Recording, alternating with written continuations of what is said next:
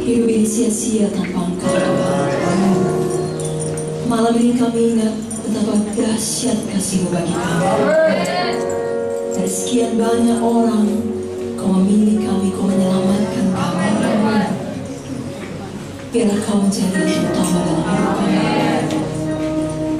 Kau mengenal kami pribadi lepas pribadi. Kedalaman diri yang bersama. Kau mengetahui pergumulan kami. Kau mengetahui kerinduan kami. Tidak ada dari kami yang tersembunyi di hadapan-Mu. Malam hari ini kami datang, Tuhan. Hamba berdoa, jangan ada seorang pun yang Kau lewatkan. Biarlah semua pulang dengan jamaah kasih dan jamaah kasih. Mengubahkan hidup kami sekarang.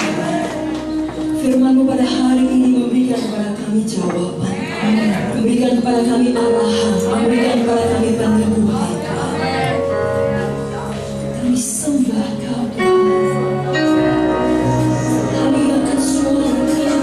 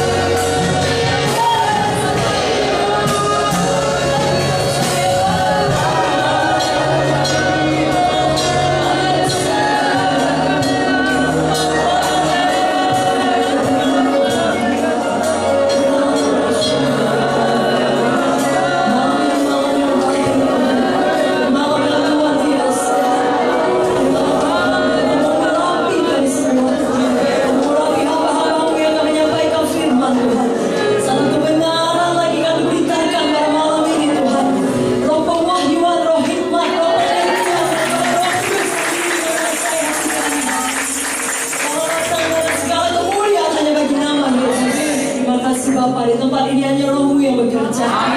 Kami bersatu hati di dalam nama Yesus.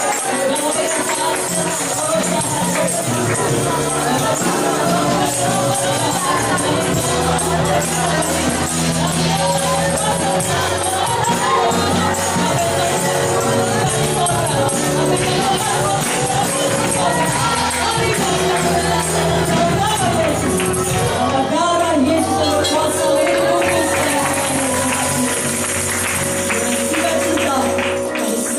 firman-Mu Tuhan, dan semua kita yang bersuka cita menyambut firman Tuhan berkata amin. Berikan dulu tepuk tangan bagi Tuhan. Haleluya.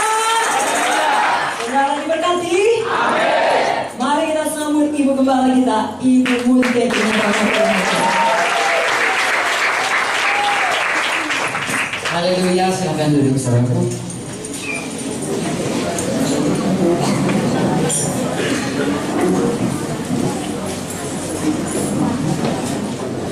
Haleluya semuanya. Adakah saudara bersuka cita kita ada di rumah Tuhan lagi? Saya percaya kita Tuhan memberkati kita semua. Saudaraku, sekali Tuhan Yesus, saudaraku berkeliling kota ke desa, lalu dia mengajar dan preach, teach, and heal. Ya, mengajar, berkhotbah dan menyembuhkan. Itulah pekerjaan Tuhan Yesus selama dia di dunia ini. Lalu dia melihat begitu banyak orang yang butuh pertolongan. Saya bacakan dari Matius 9:35. Demikianlah Yesus berkeliling ke semua kota dan desa. Ia mengajar dalam rumah-rumah ibadat dan memberitakan Injil kerajaan sorga, serta melenyapkan segala penyakit dan kelemahan. Amin. Ayat 36 Matius 9. Melihat orang banyak itu, tergeraklah hati Yesus oleh belas kasihan kepada mereka, karena mereka lelah dan terlantar seperti domba yang tidak bergembala. Maka katanya kepada murid-muridnya, tuaian memang banyak, tetapi bekerja sedikit. Karena itu, mintalah kepada Tuhan yang mempunyai tuaian, supaya ia mengirimkan pekerja untuk tuaian itu. Amin, saudaraku. Tadi sore kami sudah bertemu dengan SAR 3, SAR 2, saudaraku. Salah satu penggenapan firman ini, banyak penuai di provinsi Riau. Haleluya. Karena memang banyak domba-domba yang tidak bergembala. Saudaraku, Tuhan menyebut orang-orang yang percaya kepadanya dengan domba. Tidak pernah dikatakan banyak kucing-kucing tidak bergembala, karena kucing tidak perlu gembala. Yang perlu gembala domba. Amin. Saudaraku, domba dia tidak tahu jalan sendiri mencari makan. Domba tidak tahu mempertahankan diri terhadap serangan musuh. Perlu gembala. Hari ini kita bicara banyak mengenai gembala. Tidak banyak, sedikit saja, tapi setidaknya mengenai gembala. Dalam Yohanes yang terakhir, saudaraku, Tuhan Yesus juga bertanya kepada Petrus. Yohanes 1 ayat 15. 3 kali Petrus menyangkal Tuhan Yesus. 3 kali pula Tuhan Yesus bertanya kepada Petrus mengenai domba dan gembala ini. Sesudah sarapan, ayat 15, Yohanes 1, sesudah sarapan Yesus berkata kepada Simon Petrus, Simon, anak Yohanes, apakah engkau mengasihi aku lebih daripada mereka ini? Jawab Petrus kepadanya. Saudara tahu kalau Petrus cepat-cepat aja menjawab. Benar Tuhan, engkau tahu bahwa aku mengasihi engkau. Kata Yesus kepadanya, gembalakanlah domba-dombaku. Kata Yesus pula kepadanya untuk kedua kalinya, Simon, anak Yohanes, apakah engkau mengasihi aku? Jawab Petrus kepadanya, benar Tuhan, engkau tahu bahwa aku mengasihi engkau. Kata Yesus kepadanya, gembalakanlah domba-dombaku. Kata Yesus kepadanya untuk ketiga kalinya, Simon, anak Yohanes, apakah engkau mengasihi aku? Maka sedih hati Petrus, karena Yesus berkata untuk ketiga kalinya, apakah engkau mengasihi aku? Dan dia berkata kepadanya, Tuhan, engkau tahu segala sesuatu. Engkau tahu bahwa aku mengasihi engkau. Kata Yesus kepadanya, gembalakanlah domba-dombaku. Jadi Tuhan sangat menekankan mengenai perlunya gembala yang menggembalakan domba-domba. Dalam Yohanes 10 dikatakan mengenai gembala dan domba, Yesus adalah gembala yang baik. Dan Tuhan mau kita juga semua jadi gembala yang baik. Apakah ada gembala yang tidak baik? Ada. Saya tidak bacakan, tapi saudaraku mengerti. Yohanes 10 menerangkan ada namanya gembala upahan. Gembala upahan ini, saudaraku, beda dengan gembala yang baik. Gembala yang baik, dia rela mati bagi dombanya. Gembala upahan, kalau ada bahaya atau ada keuntungan lain, dia tinggalkan dombanya. Rusak porak-poranda pun domba itu, dia tidak peduli. Jadi secara umum kita tahu ada gembala baik, ada gembala yang tidak baik. Pilihlah jadi gembala yang baik. Amin. Apakah gembala itu berarti hanya gembala sidang, pendeta? Saudaraku, itu sudah pasti. Tetapi sebenarnya kita ini semuanya ya melihat begitu banyak domba-domba. Saudaraku, domba itu semua orang. Ya, kalau dia sudah percaya kepada Tuhan Yesus namanya domba. Begitu banyak domba-domba. Tuhan mau supaya jangan ada yang terlantar.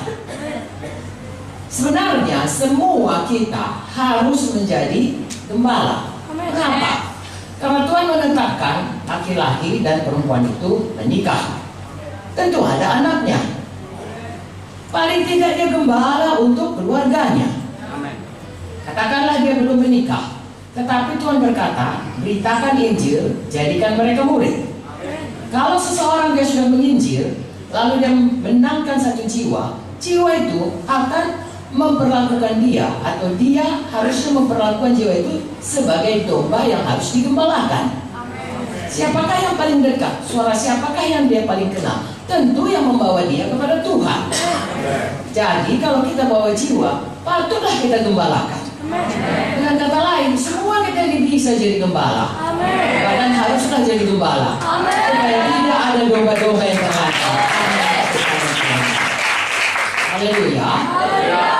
Hari ini saya tidak mau panjang lebar. Kalau mau jadi gembala yang baik, Tuhan memberikan contohnya.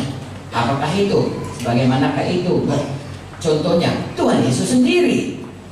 Haleluya. Tetapi saudaraku, untuk lebih jelas bagi kita, Tuhan memberikan dalam firman-Nya kira-kira bagaimanakah sifat yang dikehendaki Tuhan untuk menjadi gembala yang baik, supaya domba itu memperoleh penggembalaan yang baik. Mazmur 23 menerangkan bagaimanakah domba-domba itu kalau digembalakan oleh gembala yang baik. Semua kita bisa hafal ya. Tuhan adalah gembalaku, takkan kekurangan aku. Dia memberikan aku padang yang berumput hijau. Ia membimbingku ke air yang tenang. Ia menyegarkan jiwaku. Dia menuntunku ke jalan yang benar, oleh karena namanya. Sekalipun aku berjalan dalam lembah kekelaman, aku tidak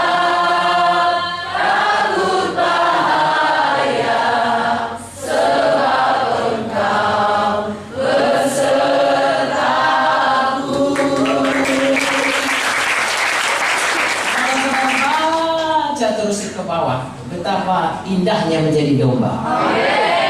Kita akan diam di rumah Tuhan selama-lamanya. Ada bahaya, ada musuh, dihidangkan Tuhan semuanya. Jangan di hadapan musuh kita.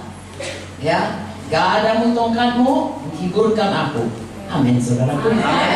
Lalu dia meminyaki kita, mengurapi kita, kebajikan dan kemurahan, dan mengikuti kita seumur hidup kita. Enak sekali jadi domba. Kalau ada gembala yang baik. Maunya begitulah semuanya kita menggembalakan. Domba-domba di bawah penggembalaan kita mengalami seperti Mazmur 23 itu. Itu sebabnya Tuhan memberikan bagaimanalah kira-kira karakternya atau sifat-sifat gembala itu, sehingga dombanya bisa tenang seperti dalam Mazmur 23 tadi. Saya bacakan dalam 1 Timotius 3. Bagaimana ya syarat-syarat bagi pendiri jemaat, syarat-syarat bagi orang yang menggembalakan.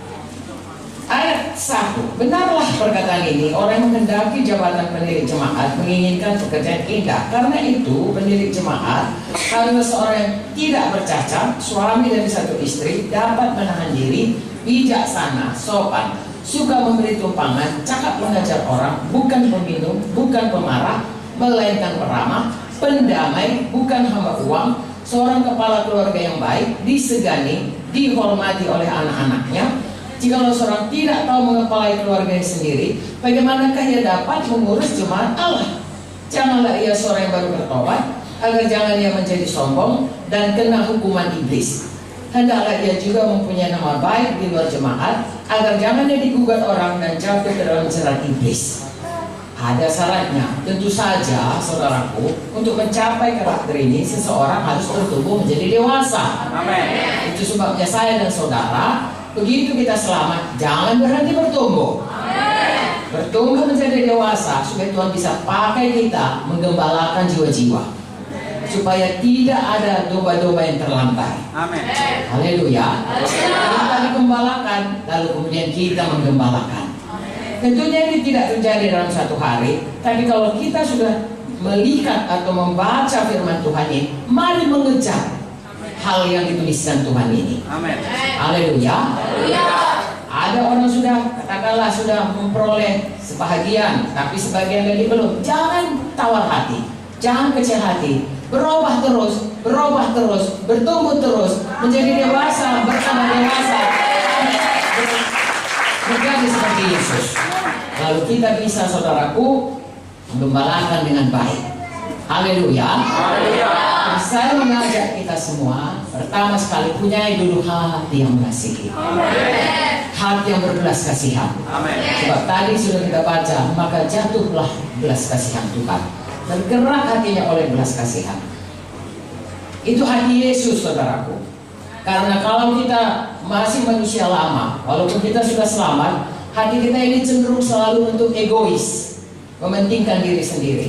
Padahal Tuhan, 1 Yohanes 3:16 berkata, Tuhan sudah mengorbankan nyawanya untuk menyelamatkan kita. Dan Tuhan berkata, maka kita pun wajib berbuat demikian. Mengapa Tuhan mau mengorbankan nyawanya? Karena Dia mengasihi kita. Mengapa kita mau mengorbankan? Karena kita juga mengasihi seperti Yesus mengasihi. Jadi biarlah hati kita selalu bertumbuh dalam hal mengasihi, tergerak oleh belas kasihan, suka berkorban untuk orang lain. Untuk apalagi untuk domba-domba yang dipercayakan Tuhan kepada kita. Haleluya. Lalu kita melihat, saudaraku, domba-domba tidak terlantar. Dan kita sendiri pun ada janji Tuhan yang indah. Kalau kita bersungguh-sungguh jadi gembala yang baik, bukan saja kita menikmati hidup bersama Tuhan di dunia ini, saudara, menyampaikan panggilan Tuhan, tetapi dalam kekekalan pun Tuhan memberikan upah kepada kita. Jadi kita diberkati di dunia, kita diberkati dalam kehidupan kekal selama-lamanya. Haleluya. Sebagai ayat terakhir saya bacakan 1 Petrus 5 supaya kita semuanya maju dan ada di dalamnya. Saya percaya kalau Tuhan memanggil kita, Tuhan akan menggenapi juga panggilannya dalam kita, dan kita juga akan bertumbuh supaya genaplah panggilan Tuhan itu kepada kita. Amin. 1 Petrus 5 ayat 1. Oke. Aku menasihatkan para penetua di antara kamu, aku sebagai teman penetua, saksi penderitaan Kristus, yang juga akan mendapat bagian dalam kemuliaan yang akan dinyatakan kelak. Haleluya. Gembalakanlah kawanan domba Allah yang ada padamu, jangan dengan paksa, tetapi dengan sukarela, sesuai dengan kehendak Tuhan. Satu, ya. Kalau kita menggembalakan, lagi-lagi karena kita mengasihi, tidak terpaksa, tapi karena panggilan Tuhan. Saudaraku, hargakan panggilan Tuhan. Kalau Tuhan sudah memanggil, Dia tidak pernah menyesal dengan panggilannya. Dia akan lengkapi kita dengan segala sesuatu yang dibutuhkan untuk menggenapi panggilannya itu, rohani, jiwani, badani, materi. Dia Tuhan yang limpah, saudaraku. Tuhan yang kalau berjanji tidak pernah berbohong, dan kalau sudah memanggil tidak menyesal dengan panggilannya. Jadi saudara, kalau sudah dipanggil Tuhan, sudah diberikan Tuhan kepercayaan menggembalakan, apakah itu sebagai PKS, ataukah itu sebagai pelayan Tuhan di mana saja, apakah itu sebagai gembala sidang, ya, ataukah itu hanya salah satu anggota KKS tapi diberi tugas untuk menggembalakan atau mengunjungi atau merawati jiwa-jiwa yang manapun itu, mari sambut panggilan Tuhan dengan sukacita, sukarela, kerjakan dengan bersungguh-sungguh hati, kasih Tuhan, haleluya, menghargakan panggilan Tuhan dan mengasihi jiwa-jiwa yang dipercayakan kepada kita. Mari kita jadi hamba Tuhan yang bisa dipercaya. Saya suka sekali dalam buku 1 Samuel ada Imam Eli, anaknya Hofni Pinehas, lalu kemudian ada Samuel yang kecil di rumah Tuhan. Saudaraku, hanya jadi pelayan saja, tapi firman Tuhan dalam 1 Samuel berkata, Samuel bertumbuh menjadi hamba yang dipercaya oleh Tuhan. Biarlah kita semua menjadi hamba Tuhan yang dipercayakan. Amin. Haleluya. Ayat 2 ya, B. Jangan karena mau mencari keuntungan, tetapi dengan pengabdian diri. Tadi kita sudah dengar daripada Yohanes 10 bagaimana ada gembala upahan, ya, ada untung. Kalau tidak ada untung, ditinggalkannya. Di sini dikatakan gembala yang baik bukan karena cari untung, tetapi karena dia mau mengabdikan dirinya, mau menyerahkan dirinya untuk melayani. Saudaraku, Matius 20 ayat 28 berkata, anak manusia datang bukan untuk dilayani, tapi untuk melayani. Kita ini menjadi seperti Yesus, juga siap untuk mengabdikan diri, melayani domba-domba Tuhan. Haleluya. Kalau untung, di sini maksudnya untung bagi diri kita. Saya katakanlah kepada saudara, kalau kita melayani Tuhan, menyambut panggilan Tuhan, mau lari dari untung pun tidak bisa. Kita yang dikejar, karena Tuhan tidak mau berhutang. Kalau Tuhan berkata, cari dahulu kerajaan Allah dan kebenaran yang sekalian ditambahkan kepadamu, nggak mau pun ditambahkan Tuhan kepada kita. Karena itu adalah kegenapan firman-Nya. Saya pernah mendengar orang berkata, Bapak Yonggi-cho berkata, saya mau miskin pun tidak bisa. Dia menyerahkan hidupnya sungguh-sungguh untuk melayani jiwa-jiwa. Sebab tahu dia punya gereja paling besar di dunia, saudaraku, ya, ber-1 juta anggotanya dengan kelompok sel yang begitu banyak. Ya, dia berkata, saya mau miskin, tidak bisa. Mengapa? Karena bukan dia yang mengejar untung yang mengejar dia. Firman Tuhan berkata dalam Ulangan 28, saudaraku, kalau kita sungguh-sungguh, saudaraku, kita akan tetap naik. Tidak pernah turun. Dari kepala, tidak jadi ekor. Diberkati di ladang, diberkati di ladang. Haleluya. Mengabdikan diri bukan mencari keuntungan, tetapi Tuhan tidak pernah mau berhutang. Mau tidak mau kita, pasti Tuhan berikan kepada kita. Haleluya. Amin, saudaraku. Ayat 3. Janganlah kamu berbuat seolah-olah kamu mau memerintah atas mereka yang dipercayakan kepadamu. Jangan punya sifat controlling, sifat menguasai. Benar, sifat menguasai itu adalah sihir, saudara. Sihir itu dia menguasai jiwa-jiwa, sehingga jiwa-jiwa itu terikat kepadanya. Jadi gembala, saudaraku, bukan menguasai, tapi mengasihi, melayani, mengabdikan diri. Dan di sini dikatakan menjadi teladan. Haleluya. Hendaklah kamu menjadi teladan bagi kawanan domba itu. Haleluya. Saya suka mendengar cerita bagaimana, saudaraku, domba-domba di Israel. Seorang Tuhan dia pergi ke Israel, lalu kemudian dia sampai ke satu tempat, dia lihat banyak sekali gembala-gembala dan banyak sekali domba-domba. Lalu dia berpikir, bagaimana nanti orang ini mengambil dombanya kembali ke kandangnya masing-masing. Mereka cerita-cerita, saudaraku, ya, beberapa orang dombanya yang coklat, yang putih, yang belang-belang, semua campur. Ya. Lalu sesudah mereka siap-siap, yuk pulang. Mereka berkata, masing-masing saudaraku memanggil dombanya. Yang satu dia berkata, lalu ikut. Yang tolong berkata, hei, ikut. Yang satu mungkin berkata, oh, ikut. Semua saudaraku, dombanya kenal kepada gembalanya, kenal suaranya. Haleluya. Nah, begitulah dekatnya domba dengan gembala, maka kita harus hati-hati. Haleluya. Sebab kalau kita menjadi seorang gembala yang murah hati, domba kita pun ikut murah hati. Kalau kita gembala yang sukacita selalu, domba kita pun mukanya sukacita selalu. Kalau kita panjang muka kita, domba kita ikut kita panjang semua. Jadi teladan yang baik. Seperti Tuhan Yesus. Kalau kita akan melihat domba-domba bahagia, kita lebih berbahagia karena tetap lebih berbahagia yang beri daripada yang menerima. Amin. Ayat 4.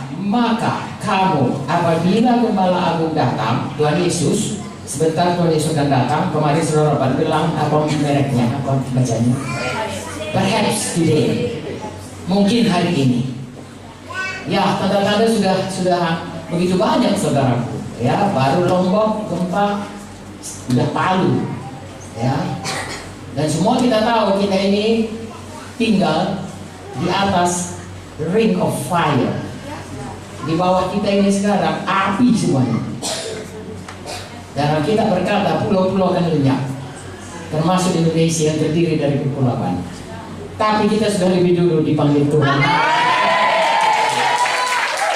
Haleluya. Kalau gembala agung itu datang, kamu akan menerima mahkota kemuliaan yang haleluya. Ada banyak mahkota saudaraku disediakan Tuhan. Salah satu adalah untuk mahkota bagi gembala yang baik. Ya, mahkota kemuliaan. Ada mahkota kehidupan, ada mahkota kebenaran, ada mahkota kemegahan, ada mahkota yang bakal. Ya, banyak-banyak saudaraku. Kalau kita tahan pencobaan, kalau kita bertekun sampai akhirnya, kalau kita mengerjakan pekerjaan Tuhan, menginjil saudaraku, wairi bagiku jikalau aku tidak menginjil, kata Paulus 1 Korintus 9. Engkaulah kemegahan kami, mahkota kemuliaan kami bagi jiwa-jiwa atau gereja-gereja yang dibangun. Banyak mahkota. Biarlah nanti kita saling mengagumi mahkota kita. Karena bersungguh-sungguh hati selama kita di dunia ini menggenapi panggilan Tuhan dalam hidup kita. Saya bacakan ayat 5 saudaraku. Demikianlah juga kamu hai orang-orang muda. Ya, saudara-saudara masih muda, tunduklah kepada orang-orang yang tua. Dan kamu semua rendahkanlah dirimu seorang terhadap yang lain, sebab Allah menentang orang yang congkak, tapi mengasihani orang yang rendah hati. Karena itu serahkanlah dirimu di bawah tangan Tuhan yang kuat, supaya kamu ditinggikannya pada waktunya. Haleluya. Saya bisa baca seterusnya. Serahkanlah segala kekhawatiranmu kepadanya, sebab ia memeliharakan kamu. Banyak kekhawatiran, banyak persoalan menjadi gembala, serahkan kepada Tuhan. Amin saudaraku.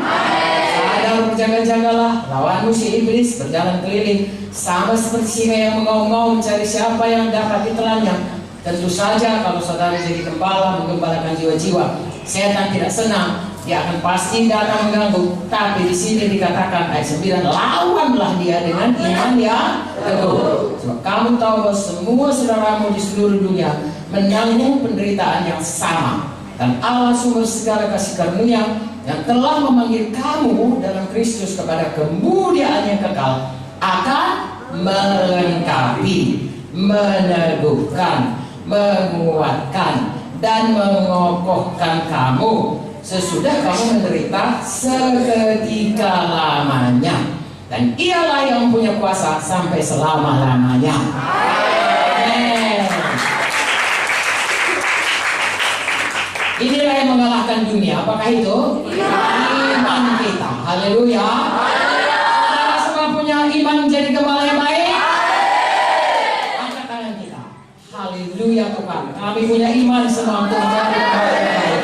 Engkau pakailah kami semuanya.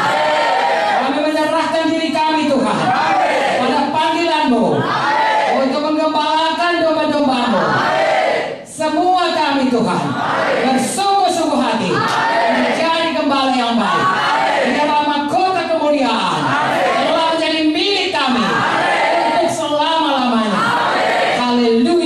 Tuhan. Berkati semua hamba-hambamu ini Tuhan, berkati jemaatku, berkati semuanya Tuhanku. Oh Salatiga, Sal2, berkati kami semuanya Tuhan. Tolong Tuhan Yesus, dijadikanlah kepada kami gembala yang baik bagi domba-domba Tuhan. Dalam nama Yesus kami berdoa, dalam nama Yesus kami bersyukur, dalam nama Yesus dijadikan kepada kami. Beri kemuliaan kepada Tuhan. Haleluya, haleluya. Jangan Tuhan diberkati. Tahun depan saudaraku bertambah lagi jumlah gembala. Tahun depannya lagi tambah lagi jumlah gembala. Tahun berikutnya ruku ini semuanya saudara. Haleluya. Haleluya. Saya serahkan kepada